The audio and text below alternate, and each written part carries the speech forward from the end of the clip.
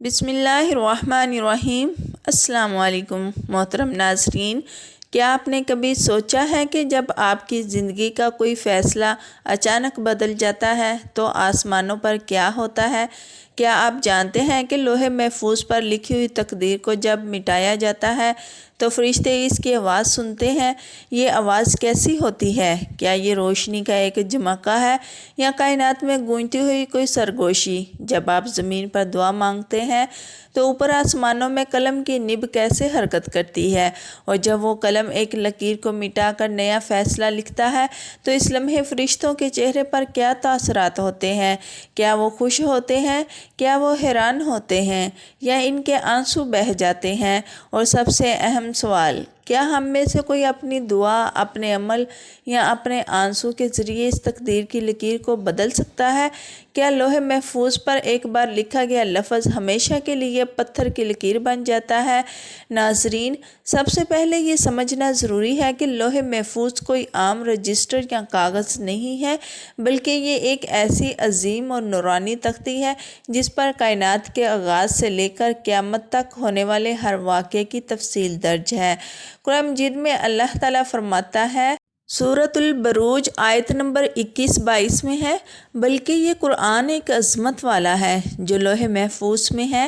اس آیت سے معلوم ہوتا ہے کہ لوح محفوظ میں اللہ کا کلام بھی محفوظ ہے اور تمام مخلوقات کی تقدیریں بھی۔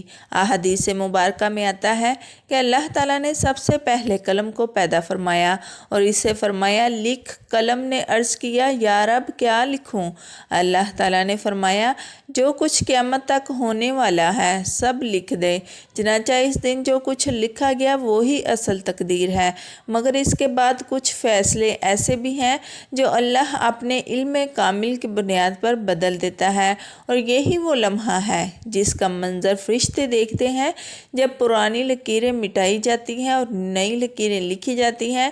یہ نظام ایک غیر مرئی مگر نہایت بامعنی ترتیب کے ساتھ چلتا ہے۔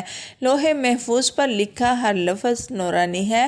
یہ الفاظ مادی سیاہی یا کاغذ پر نہیں، بلکہ ایک ایسی نورانی حقیقت پر ثبت ہوتے ہیں جسے صرف فرشتے اور اللہ کے خاص بندے دیکھ سکتے ہیں۔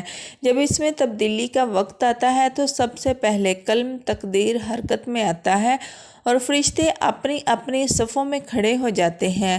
وہ لمحہ ایسا ہوتا ہے جیسے پوری کائنات سانس روک لیتی ہو، کیونکہ ہر تبدیلی کا اثر زمین، آسمان، انسان، جنات، حتیٰ کہ زمان و مکان پر بھی پڑتا ہے۔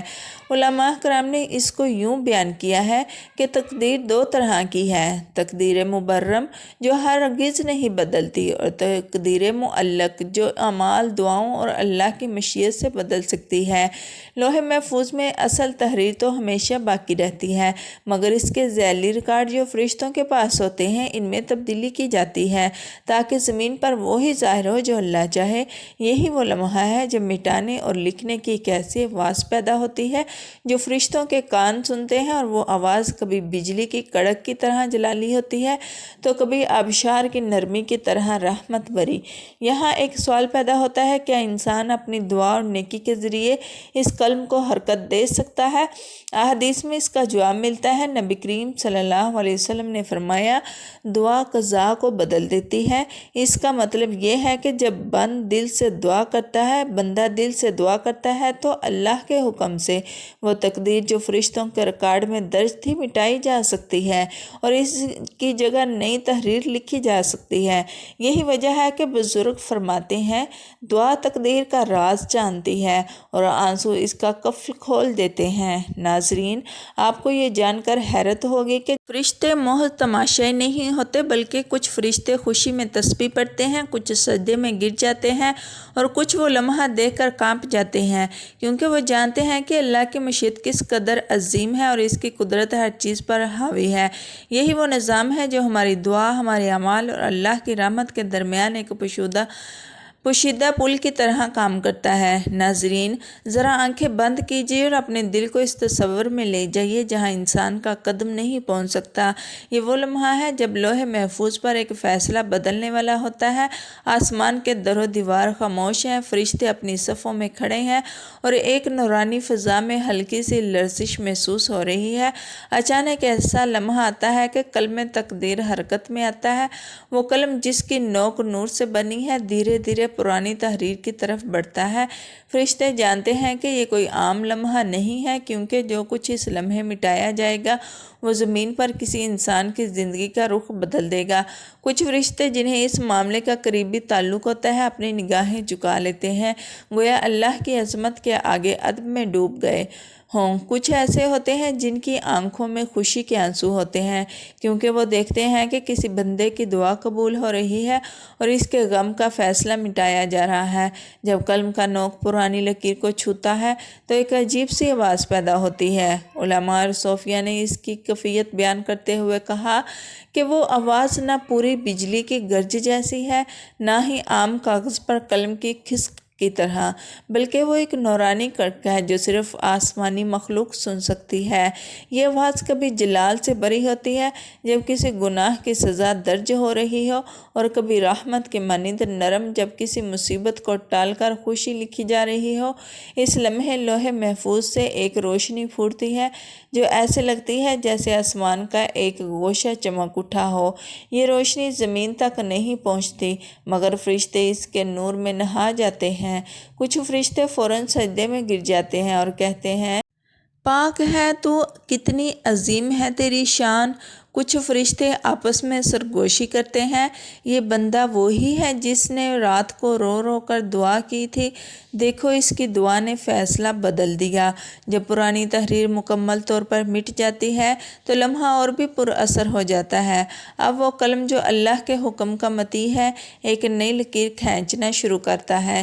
اس نئی لکیر میں کبھی کسی کا رزق بڑھا دیا جاتا ہے، کبھی بیماری ہٹا دی جاتی ہے، کبھی کوئی حادثہ روک دیا جاتا ہے اور کبھی ایک نیا امتحان لکھ دیا جاتا ہے تاکہ بندہ بلند درجے پر پہنچے۔ یہ پورا منظر ایسا ہوتا ہے جیسے کائنات میں ایک نیا باب کھل رہا ہو۔ فرشتوں کے چہروں پر سکون بھی ہوتا ہے، حیرت بھی اور خوف بھی، کیونکہ وہ جانتے ہیں کہ اللہ کا فیصلہ آخری اور کامل ہے، اس میں کسی مخلوق کا کوئی اختیار نہیں، صرف دعا، نیکی یا اللہ کی خاص مشیت ہی اس قلم کو حرکت دے سکتی ہے۔ ناظرین، سوچئے، اگر آپ کے آنسو، آپ کا صدقہ یا آپ کی ایک مخلص دعا آسمان پر اس قلم کو حرکت دے دے تو وہ لمحہ کیسا ہوگا؟ وہ آواز جو فرشتے سنتے ہیں، کیا آپ کی دعا کی باز گشت نہیں ہوگی؟